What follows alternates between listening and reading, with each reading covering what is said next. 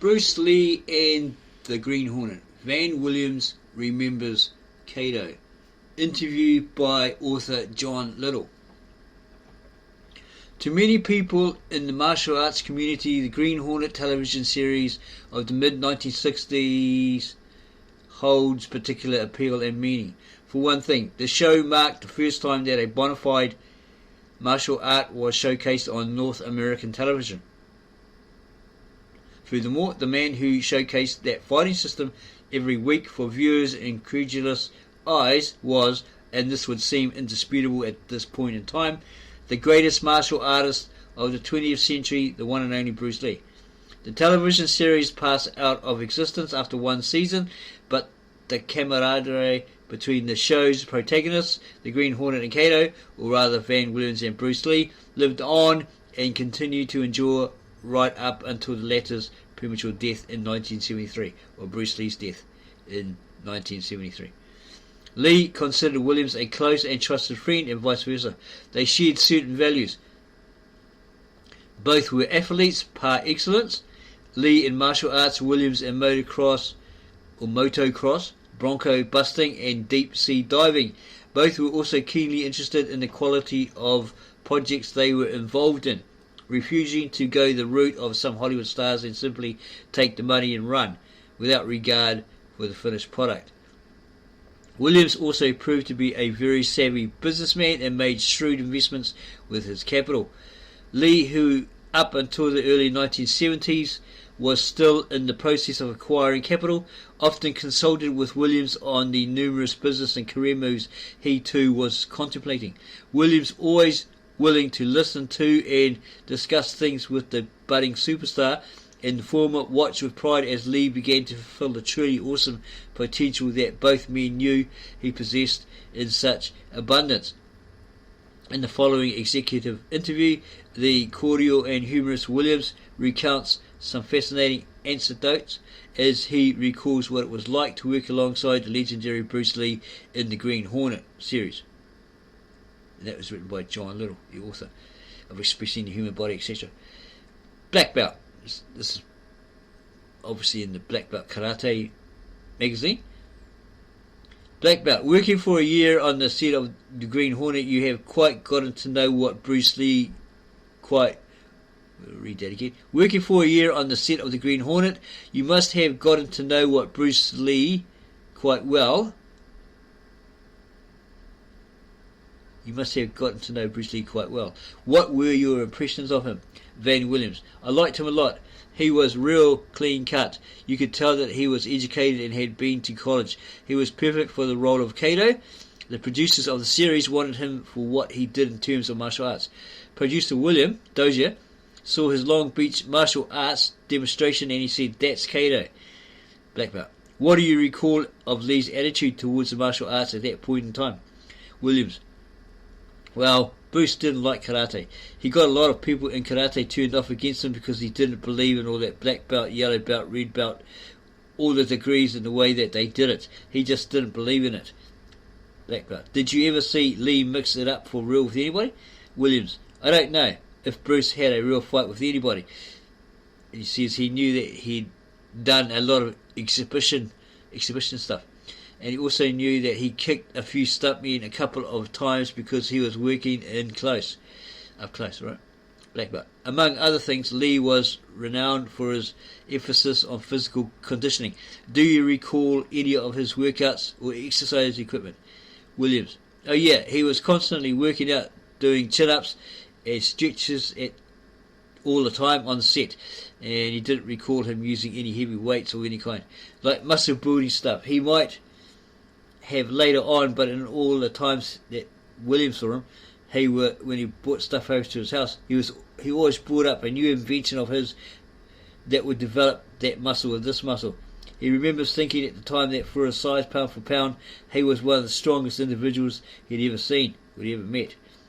Black belt. Weren't you something of a powerhouse yourself with a background of rodeo, work and motocross?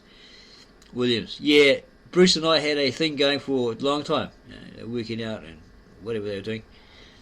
That's what's meant by that. And he never did beat him on it because he was a lot bigger, because Williams was a lot bigger than he was.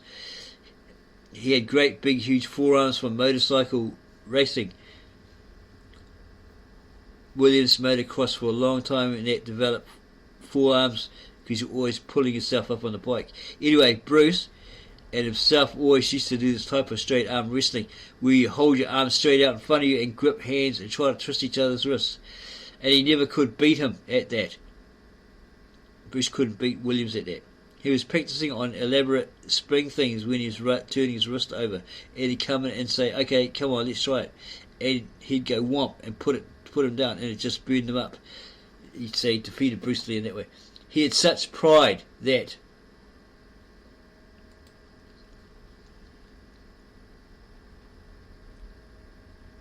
he didn't want anyone to ever beat him at anything. And he'd do this to the stuntmen, some of whom were pretty damn big. He could beat most of the stuntmen, but he never could do that against this Van Williams guy. But how? He weighed 210 pounds and he weighed maybe 150 soaking wet. And Van Williams had been riding motorcycles and doing rodeos. When you're riding bulls and broncos, you work on your grip and your forearms. You still have those great big huge forearms like Popeye, and he didn't even exercise them. In fact, Bruce used to call him Popeye, and remember saying to him, look, you're never going to put me down because of the weight difference. And he weighed about 50 or 60 pounds more than him, and he never could see that. Van Williams would beat him quick whap, and then he'd just jump up and get mad. Back to the weights, he'd say, and he would go back and practice. He built a machine just to build up his forearms. He had a spring tension thing he would just turn and turn and turn. He did have big forearms, but he didn't have the weight behind it to put Van Williams down. Mind you, he had incredible power for his size, and Van Williams certainly would not have wanted to get into a fight with him. So he was that good, even though he was lacking in certain features compared to Van Williams. Black belt. Did Lee keep in touch with you after the Green Hornet series was cancelled?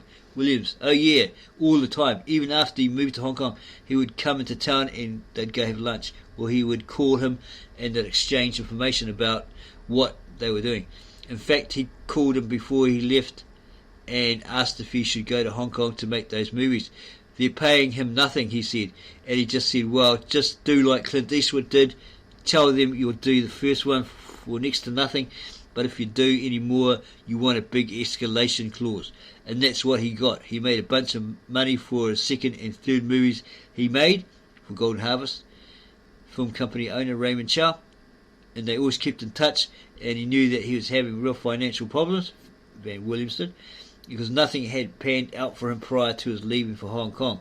He did that Long Street thing with James Franciscus, and he really hated that. He was just a martial arts teacher and really didn't have much of a part. I guess that gave him that exposure, right, to express himself.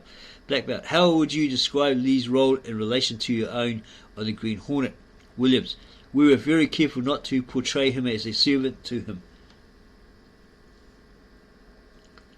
He wanted to be an equal, which we tried to show. They both posed as his character Britt Reed, the wealthy newspaper publisher, and his character Kato, the servant. But when it came to the Green Hornet, and Kato were equal. He was not only my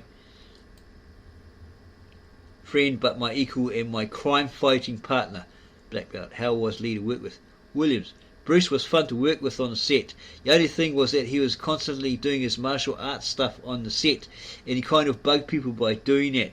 He was always coming up behind you and kicking out at your ear, or he'd say hey, and he would do a back fist at your face. He had everybody punch drunk, always dodging and jumping away from him, but he's just so into that. He didn't care anything about acting. He just wanted to do his martial art and showcase it. But he had such energy, and he was a real clean liver. He didn't drink and didn't smoke. Didn't smoke the cigarettes, right? Didn't drink the alcohol. And he couldn't stand to be around anybody who did. He worked out constantly. Black belt. Adam West, who starred as Batman in a television series of the same name, wrote in his autobiography that Lee was one of the most graceful individuals, second only to Fred Astaire, that he had laid eyes on. Williams, that's true. As you're probably aware, Bruce was a dancer, cha-cha dancer, right? A champion in Hong Kong apparently, before he was a martial artist. That's where he got his agility from. Black belt. There's a fascinating anecdote in Adam West's autobiography about Lee nearly coming to blows with Burt Ward. That's the name, Burt Ward. The character's name is Dick Grace or something, isn't it? Yeah, he came to blows with this guy, the actor who played Robin on the Batman television series. You were on the set for that encounter. What happened? Williams. What happened was that the producers of the Green Hornet wanted to somehow get us on the Batman series to try and pick up some of Batman's audience, because William Dozier created both, so that's what he probably came up with. The shows weren't at all compatible. I mean, we played it straight. We were bound and determined to play it straight. And on Batman, they were camping it up with whip, wham, bam, all those sort of flash signs and coming up, popping up when they hit a crook or something like that. But on the Kato show, the Green Hornet, they didn't have that. But they had a deal in the original script that we get into a fracas with Batman and Robin and lose because it was their show. And Bruce walked off the set. He said, there's no way that I'm going to get into a fight with Robin and lose. That makes me look like an idiot. So he actually walked off the show. He said, I'm not going to do it. So they pacified him and this, that and the other, and Van Williams here began to think the show will end up in a draw. They crossed over to that show and did it and made fools of themselves, and then went back to the Green Hornet, but Bruce just intimidated the hell out of Burt Ward. Bruce agreed to the draw, but he was going to show Robin, and evidently Burt was scared shitless. He peed himself, apparently, according to Adam West. He was so goddamn afraid that Bruce was going to tie into him over that, because he was bragging, oh, I can kick his butt, I'm a black belt, I can take him. But when he started, peering off, going through their paces, he basically wet himself, apparently, according to Adam West. Okay, so he was so afraid, okay? He was so damn afraid that Bruce was going to tie him into him over that. And he had all these guys watching who were going to protect him. This Burt Ward guy. Bruce got mad and got into it. I think he was really shaking, this Burt Ward guy shaking his boots.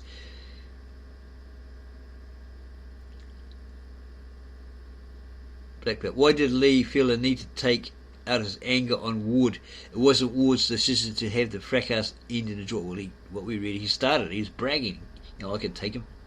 I've got a black belt. I'm the man. I can beat him. Williams.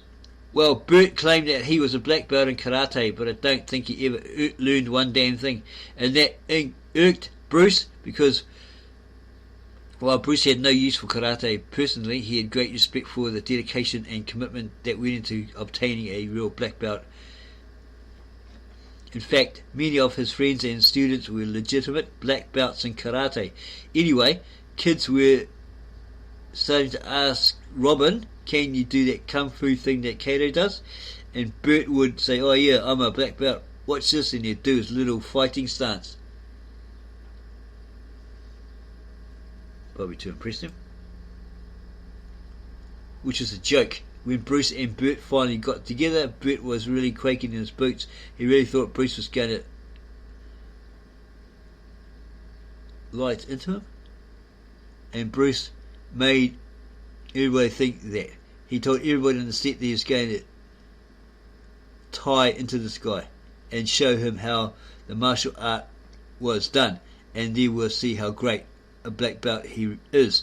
Bruce was stern and not joking, which is not Bruce. He was always joking and playing around on the set.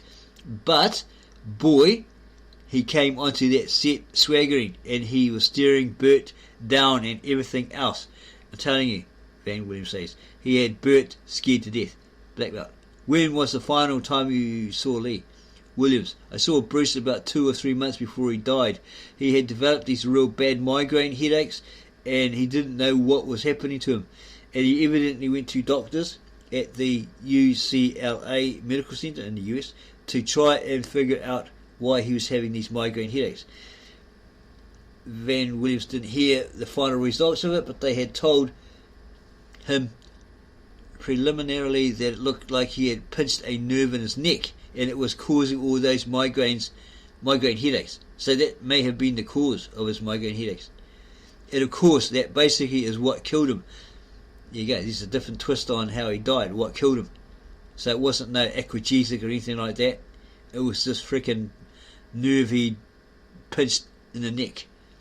We know how a pinched nerve feels because we, over the last couple of weeks, spent too much time leaning on one arm and typing for too many hours without a rest, and it's painful. You go to lie on your side, you can't straighten out your arm.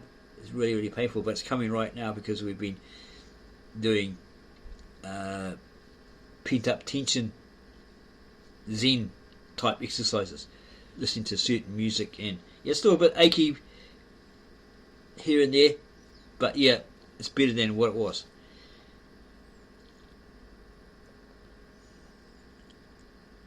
So he had a pinched nerve in his neck, and it was causing all these migraine headaches.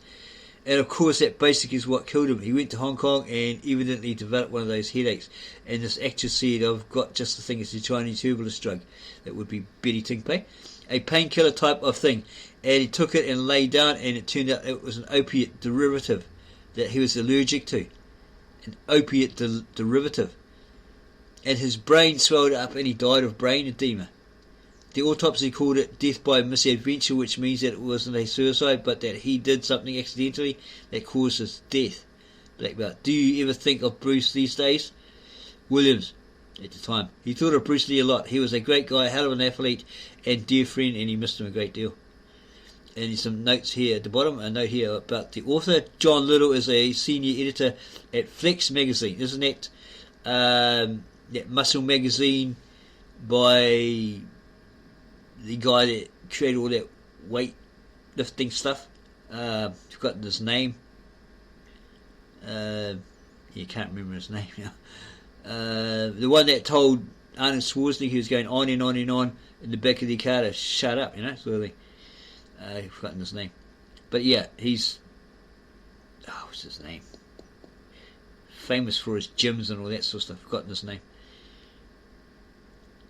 Yeah, John Little is a senior editor at Flex magazine and was currently working on a comprehensive 3-volume book series on Bruce Lee's training, philosophy and combat skills.